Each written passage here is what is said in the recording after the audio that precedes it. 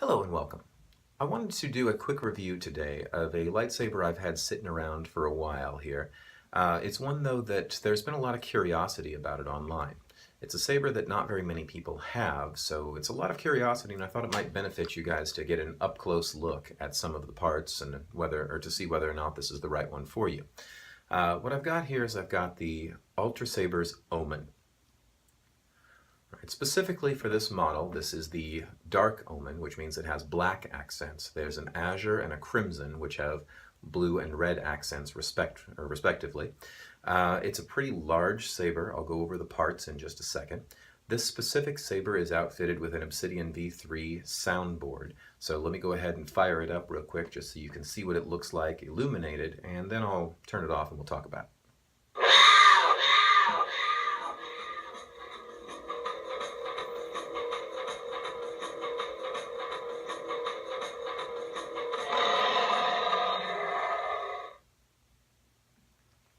Alright, so the components of this saber, it's definitely an impressive looking piece. You notice that it's got this very large emitter right here with the two discs. I have the Eye of Thundera on one side and the Thundercats symbol on the other. It's got a relatively long hilt, and it's got a really interesting pommel that I'll talk about in a little bit. Okay, like with all Ultrasabers, the electronics on these things are accessed through the pommel, and you shake out this little sled right here to get access to the obsidian board and the rechargeable batteries, and there's the speaker right there. So pretty standard for an Ultrasabers. What's not standard about this hilt is I believe this is the only hilt that they made that's not even remotely inspired by Star Wars mythology, straight out of Thundercats. In terms of screen accuracy, you'll notice a few things about this. It's pretty close. It definitely gets the message across, especially with the discs. But this portion right here is quite a bit larger than what you see on the cartoons. This is the Sword of Omens in its aroused form, with the spikes up, as opposed to the tiny little one that Lion-O carries around. The claws here on the side, or cross guard, is wide enough that it actually works for vision, for the sight beyond sight, if you want to get fully into character with it. My son loves this thing, by the way. It is a very heavy saber, though. So, in terms of overall impression, it's pretty good. Let's take a look at structure. All right, I showed you the inside with the obsidian board and everything. You just shake it out. Let's take a look at the pommel, because that's where this thing really differs from everything else. All right, so the hilt section is a reasonable size, and it's actually a really interesting hilt. The pommel, again, I'll look at a little bit later. So this part is pretty standard, different look from a lot of the other Ultrasabers, though this section is the same that they use on the Flamberge V2. They just color it black in that one. This part right here is where all the difference comes in. Now you notice that in order to unscrew it, I just unscrewed it with the blade. There are no set screws in this that allow you to remove the blade easily. In order to remove the blade, you have to take this emitter apart. So let me go ahead and show you what happens with that. The cross guard, or the cross spikes, use a very large Allen wrench.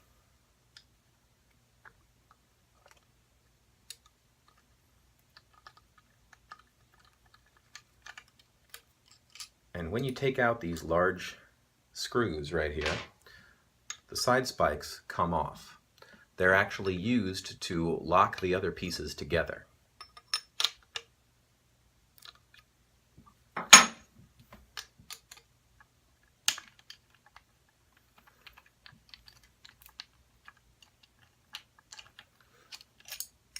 Alright, so there's the two side spikes. Here's the main portion of the emitter, and there's a little piece of metal that locks into the base of this other portion, and then this slides off. You notice that the blade goes down through the eye and through the discs, so that's why this part illuminates really nicely when you light up the saber. This saber is silver, so it illuminates with this nice red. Whatever color you choose for the saber to be is obviously going to flavor this red a bit. At the base of it is actually where the retention, or where the set screws are for the blade. And since there's very little depth here, this thing is actually using 3 set screws around the outside, and these are of standard size. Okay, now this would be a really short bite, but that's not really an issue because if you notice when it goes through the saber, it's a pretty deep set, so you'd really have to beat this thing before those set screws are going to come out.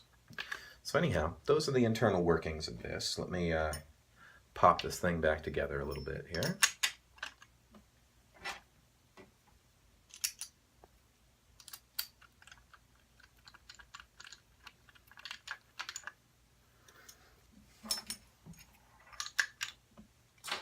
So that's the emitter.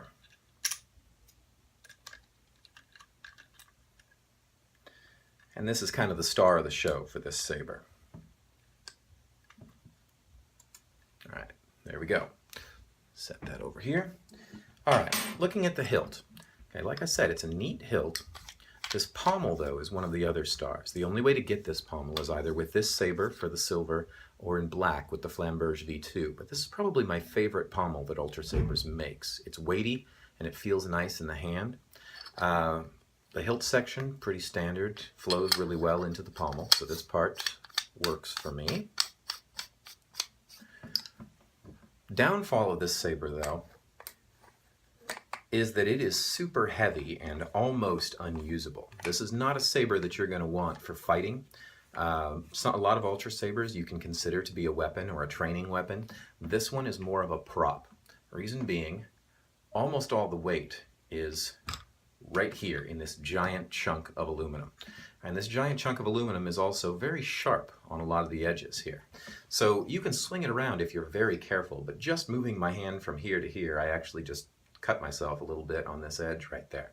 So this works great for cosplay, if you're going to carry it around as part of a costume or a presentation.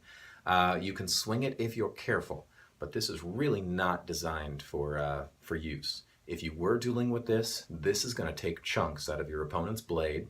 It's going to be heavy, difficult to use, and it might even take chunks out of your arm or face. So I do not recommend this for dueling. It is a pretty piece. It's a show piece. It's a shelf queen. It's a costume piece. And if that's what you're looking for, then the Omen is a really nice sword. If you're interested in non-canon lightsabers, it's also really nice. You notice that the Obsidian gave me the ability to customize it. So I've got, I think they called that Sabertooth, the font that was on their website. But at any rate, nice saber, very interesting, very fun, not for use. Hopefully this review has been of use, giving you a little bit of a close-up look at this thing. I'll fire it up one more time before I leave, and if you've enjoyed this, please join me back for more.